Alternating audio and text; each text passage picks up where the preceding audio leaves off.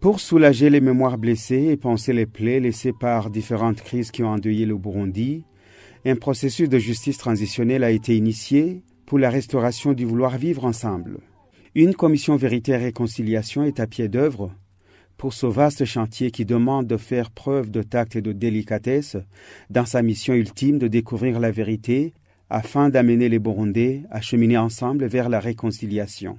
Face à la détresse et autres traumas qui se sont emparés et pris en otage des milliers de Burundais, victimes de ce passé sombre, avec tous leurs corollaires, comme le manque de confiance, l'intolérance, la hantise du passé, des réminiscences obscures, le passé de l'autre, la peur de l'autre, le mal-être, des voix s'élèvent pour appeler la sévère à tenir en compte la prise en charge psychosociale de ces personnes affectées par des tristes événements ou bouleversements qui ont jalonné l'histoire mouvementée de ce pays meurtri.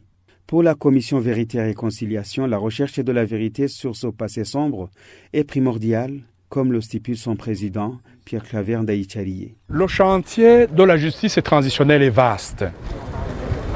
Il consiste d'abord à connaître la vérité, à exhumer la vérité, à déterrer la vérité. C'est ça le premier chemin pour détraumatiser les familles qui ont perdu. Parce que, au Burundi, il y a des familles à qui on a dit que leur chef de famille, leur papa, était parti en Zambie, en Tanzanie, en Ouganda. Lorsque nous avons commencé les exhumations, les familles découvrent que leur papa n'est pas au Malawi, n'est pas en Zambie, n'est pas en Ouganda. Eh bien, il a été arrêté, il a été tué, et nous y ajoutons les auditions des témoins. Donc, le premier remède du traumatisme, c'est la révélation de la vérité. La deuxième recette pour détraumatiser les victimes, c'est leur donner l'occasion de pleurer. Les témoins qui viennent nous parler, les veuves et les orphelins, nous les gardons 1 heure, 2 heures et demie. Pendant le temps que nous passons ensemble, la moitié, c'est pour verser les pleurs. Et pendant qu'ils reviennent nous parler, après des pleurs de 30 minutes, ils disent « c'est la première fois que je le dis, depuis que j'ai perdu mon mari, mes 2 enfants, mes 2 filles ». Pleurer, ça participe à la détraumatisation. Parce que les familles qui ont perdu n'ont pas pleuré les morts, n'ont pas organisé le deuil, n'ont pas organisé la levée de deuil définitive. Et en fait, dans la loi, il y a ce que la loi appelle l'indemnisation, la réparation morale, la réparation psychologique, la réparation matérielle et la réparation financière quand c'est possible. Selon Alexis Niragira, chargé de programme de prise en charge psychosociale au sein de TARS, Trauma Healing and Reconciliation Services, la gestion et le traitement des traumas doit accompagner toutes les actions de la Commission Vérité et Réconciliation. En recherchant la vérité, en sachant ce qui s'est passé, ça réveille aussi les mémoires qui sont enfouies dans l'inconscient de chaque personne. Vous comprenez que même si la recherche de la vérité est très bonne pour la constitution sociale, ça traumatise les gens pour dire que le soutien psychosocial va aller de pair avec la recherche de la vérité.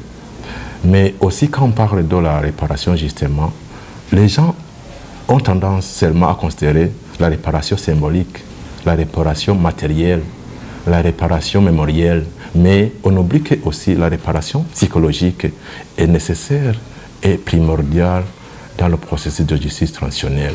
Et c'est cela même qui va expliquer même justement la garantie de la répétition au niveau communautaire, justement. Parce qu'au niveau communautaire, quand on est stabilisé, quand on a été accompagné sur le plan psychosocial, on a confiance en soi et il est facile de se réconcilier avec l'autre, avec l'environnement, car réellement on est stabilisé. Voilà même au niveau de la justice, quand réellement on se rend compte que finalement c'est tel qui a commis un tel délit, vous comprenez que ça peut aussi réveiller les mémoires pour dire que le soutien psychosocial, la prise en charge psychosociale doit être transversale sur tous les piliers de la justice transitionnelle. Pour Alexis Nibigirache, le traitement des traumas et leurs séquelles est le parent pauvre de la justice transitionnelle. D'après lui, ce volet qui doit avoir sa place dans tout le processus de traitement du passé est souvent oublié. Ça manque et ça a toujours manqué dans plusieurs pays. Même en Afrique du Sud, on a oublié ce volet. Et c'est pour cela que vous voyez que même les jeunes sont encore très affectés parce qu'on a oublié ce volet.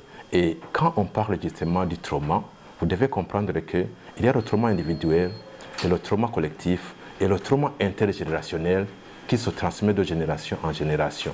Et si on ne prend pas compte de la prise en charge psychosociale, ça veut dire qu'il y a le trauma qui est généré par la transmission violente des mémoires qui n'est pas traité. Et si ce n'est pas traité, vous comprenez qu'il y a un manquement.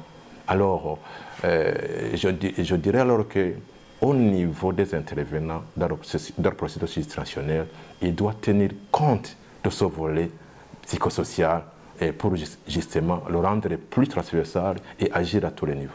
La plupart des observateurs insistent sur ce danger de la transmission violente des mémoires, des traumas. Au Burundi, toutes les crises, même la toute récente, portent des stigmates des crises antérieures non traitées ou mal traitées.